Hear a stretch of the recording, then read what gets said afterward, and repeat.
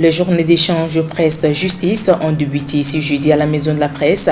Cette initiative du ministère de la Justice en partenariat avec la Maison de la Presse permettra de renforcer les capacités des hommes des médias sur les thématiques de justice. Cette première journée était axée sur la lutte contre la cybercriminalité.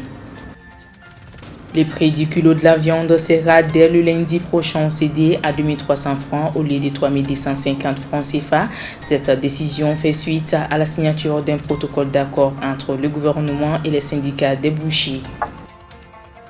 Les dates des examens au titre de l'année académique 2020-2021 sont connues depuis le 30 mai dernier.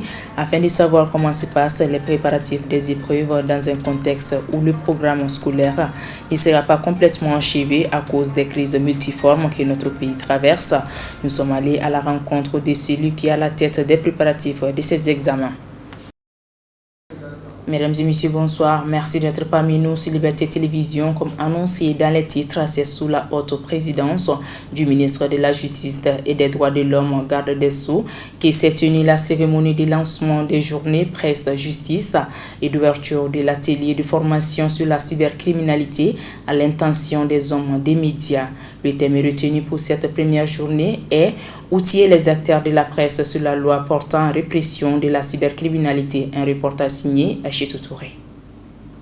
Organisées par le département de la justice en partenariat avec la Maison de la Presse, ces journées d'échange ont pour objectif final de lutter contre la cybercriminalité, un phénomène qui gagne du terrain et affecte désormais le secteur médiatique par le biais des nouveaux médias digitaux. Ainsi, stopper ce phénomène est l'une des priorités de la Maison de la Presse. Pour son président Bandjougou Dante, les journées presse-justice permettront aux hommes de médias de mieux s'approprier et se familiariser avec la loi portant répression de la cybercriminalité au Mali afin qu'ils puissent communiquer de façon pertinente et sensibiliser efficacement. Nous pensons que la loi sur la cybercriminalité touche directement la vie de tous les citoyens maliens et singulièrement la vie des hommes des médias avec le développement des nouveaux moyens de communication. Alors, à partir du moment où nous avons chaque fois des interpellations, nous sommes souvent butés à ça. Les articles de presse, les productions de contenu télé ou radio qui se trouveraient sur les réseaux sociaux peuvent tomber dans le champ d'application de cette loi. Il est quand même important que nous essayons de tout mettre en œuvre pour permettre aux hommes des médias de s'en approprier. Et ensuite, pour permettre ce dialogue nécessaire entre les acteurs de la justice et les acteurs des médias. La cérémonie d'ouverture était placée sous la haute présidence du ministre de la Justice et des Droits de l'Homme, garde des Sceaux Mahamadou Kassoungé. Il invite les hommes des médias à les appuyer dans leur lutte contre ce fléau grandissant qu'est la cybercriminalité. Car justice et presse doivent évoluer en harmonie. L'évolution technique et technologique du monde d'aujourd'hui, devenu un véritable village planétaire domptant le temps et l'espace, s'est révélé être un boulevard pour les activités criminelles de toute nature, à travers souvent des bandes organisées pouvant défier la puissance des États. Notre pays n'échappe pas à cette réalité d'un monde victime de ses propres prouesses techniques et technologiques. Quand on sait que l'une des préoccupations actuelles majeures de nos concitoyens, c'est l'utilisation à outrance des réseaux sociaux permettant à certains individus de s'attaquer à leurs concitoyens par des usages attentatoires à leur liberté, à leur dignité, à leur honneur, à leur bien, voire à leur vie. La gravité et l'ampleur du phénomène ont conduit, fort heureusement, le législateur malien a adopté la loi numéro 2019-056 du 5 décembre 2019 portant répression de la cybercriminalité. La cybercriminalité, dont les formes de manifestation sont aussi diverses que complexes, a malheureusement infecté et affecté les secteurs médiatiques au point d'être un fléau qui les gangrène aujourd'hui. C'est en cela que les professionnels des médias doivent se mobiliser pour jouer pleinement leur rôle aux côtés de l'État afin de se soustraire des nids criminogènes entretenus et organisés par les cyberdélinquants.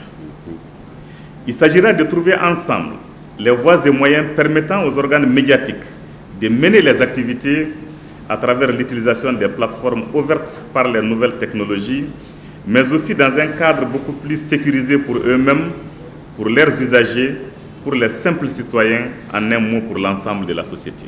La cybercriminalité constitue un obstacle pour la paix et la cohésion sociale. Ainsi, une telle initiative est importante pour faire connaître cette loi et les sanctions qu'elle prévoit. Autre chose à présent, c'est officiel, le prix de la viande pèsera moins lourd dans les paniers de la ménagère dès la semaine prochaine.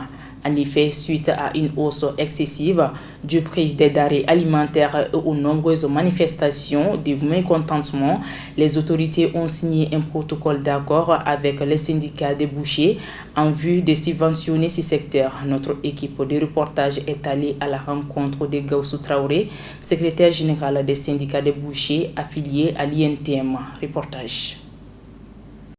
Suite au cri de cœur de la population malienne pour la hausse du prix des denrées alimentaires dont la viande, les autorités de la transition viennent de signer un protocole d'accord avec le syndicat des bouchers accordant une nouvelle subvention à ces derniers qui sera effective dès ce lundi. Ainsi, pour chaque bœuf acheté par le boucher, le gouvernement leur rembourse 45 000 francs CFA. Cependant, le kilo de la viande qui était vendu à 3 250 avec os sera cédé à 2300 comme prix plafond à partir du début semaine. Gaussou Traoré, secrétaire général des syndicats des bouchers affiliés à l'UNTM, nous explique les points qui ont fait objet d'accord avec le gouvernement.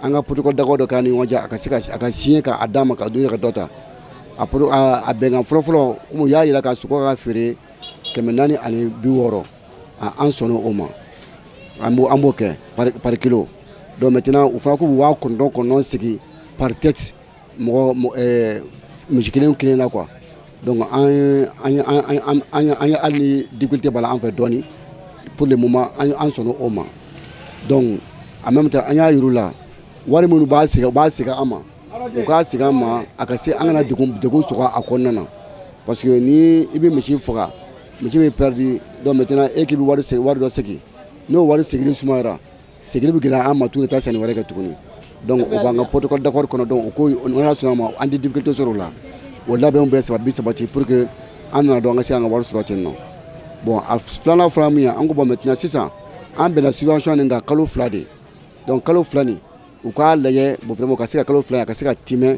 aka labato aktugola comment anye ba dem la dokusum ka sika laban o laban tugola pourquoi parce que an ba do ni watin na ngami baraka ni watin na an ba do ami gile misani chama sura kono maintenant prolonger peut-être tralenya peut-être michi amala ka do no ga doni aka ci ala fait donc ni nan ba no ni michi na no ga doni o donc anye perte mi ngani watin na donc kalo fla kono na ka ci ala fait no ga kono doni am sika anga perte do labo doni. Donc, moi je pense que ni point de malo de kumbe munga gela anyana kosebe anyo famille là anyo au protocole d'accord que en même temps anya ni ronja la fana. Insistant sur le respect du délai donné pour la réglementation du secteur viande au Mali, le secrétaire général des bouchers reste confiant quant à la décision du gouvernement malien de faire en sorte que la majeure partie de nos animaux reste dans notre pays.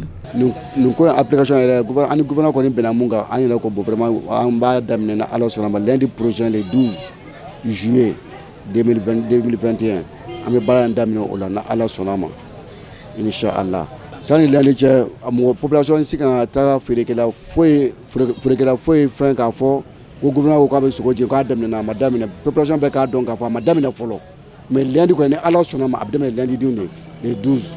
Donc amo famille ko ma ambo ni population fait ou kana oni su faire là ou kana ma foi c'est ma bon yonje avant le lundi am benaka na to lundi da abdamine gouvernement kalekan ta anye sila chama fait parce que ye kalekan ta anye ko nga 2 mois la yeni inshallah nga su ko jiginna 2 mois ko no bina barake baram biya to musibisika to concentrer en refaire musibisika to en refaire musibisika atuko di chaya en refaire to sumna anga marcho là ou faire au bout pour que deux nava angla blani yon crise kono parce que kana ga sanwo san tasma na wuli ka ni pompier ko o faka quoi donc ko ni bi fera frère tike pour que deux nava angla blani yon ko yo promotion de ama bon mi ci boko ko na ko ni ayo ya yira ka fo tinyera la amé organisation mun kɔnɔna na n'o ye CEDEAO ni UEMOA ye bon vraiment ni an k'a lajɛ an k'a faamuya bon misi bɔli a ma ka bɔbaliya kan k'a ti bɔ a ma nɔgɔ dɔɔni quoi an yɛrɛ b'a ka misi caman baara n'i y'a lajɛ o misi yɛrɛ caman bɛ yen o fana tɛ an yɛrɛ ka misi fana ye quoi o ye moteur misiw jɛ suraka misiw de ye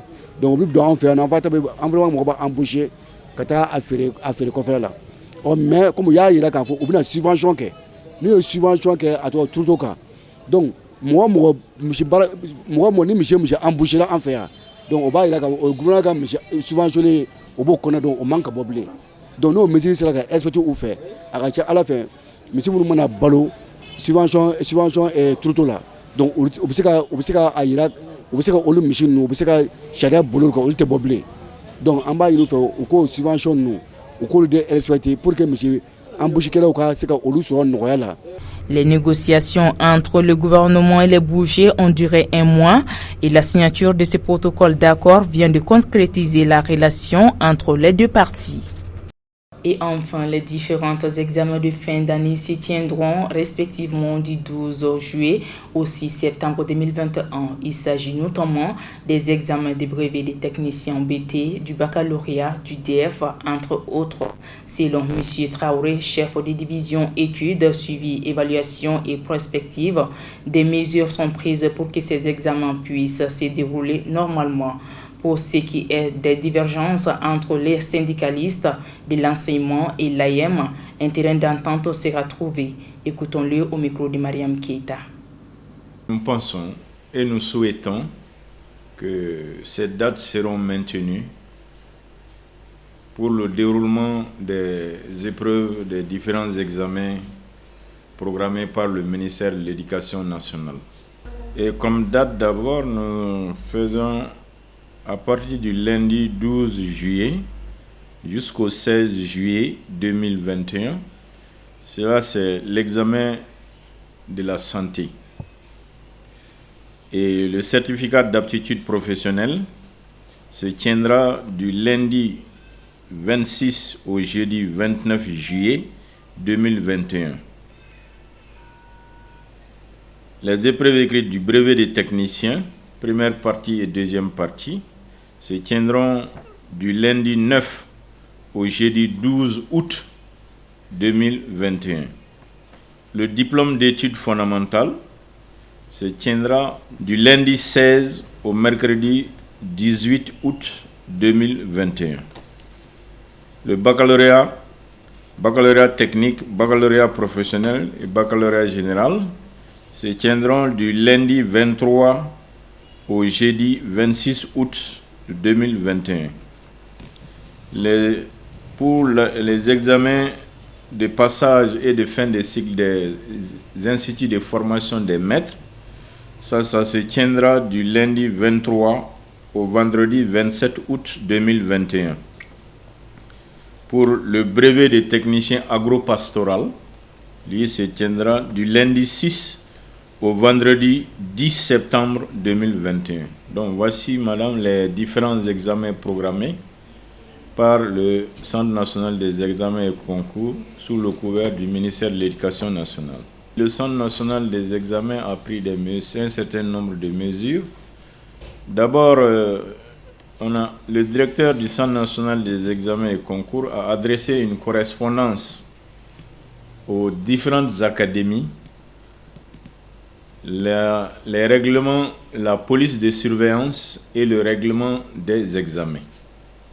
Donc, nous sommes présentement en atelier pour essayer de faire une relecture de ces différents textes qui régissent les examens. Cette année, les syndicats, aussi bien que le ministère de l'Éducation nationale, que les partenaires sociaux de l'école, se sont tous donné la main pour faire ce qu'on appelle cette année des examens propres et crédibles. C'est des revendications corporatistes. Ce qui est normal, nous pensons que d'ici les jours, et nous pensons que l'AEM avec le ministère de l'Éducation et les différents partenaires, on trouvera un terrain d'entente pour que vraiment les choses puissent aller de mieux. Parce que compte tenu de l'état même de notre pays dans lequel il est, vraiment il n'est pas aisé, il n'est pas bon que le tissu social se déchire comme ça. Donc j'espère qu'il y aura un terrain d'entente pour que les choses aillent mieux. Les élèves sont vraiment prêts, les élèves sont prêts. Quand nous tenons compte des correspondances que nous avons reçues au Centre national des examens par rapport à l'avancée dans le programme, et les élèves vont travailler d'ici la date des examens. J'espère qu'il n'y aura pas de perturbations et les choses vont bien se dérouler. Nous avons initié cette année un atelier d'échange par rapport surtout à la fraude et à la fuite des sujets.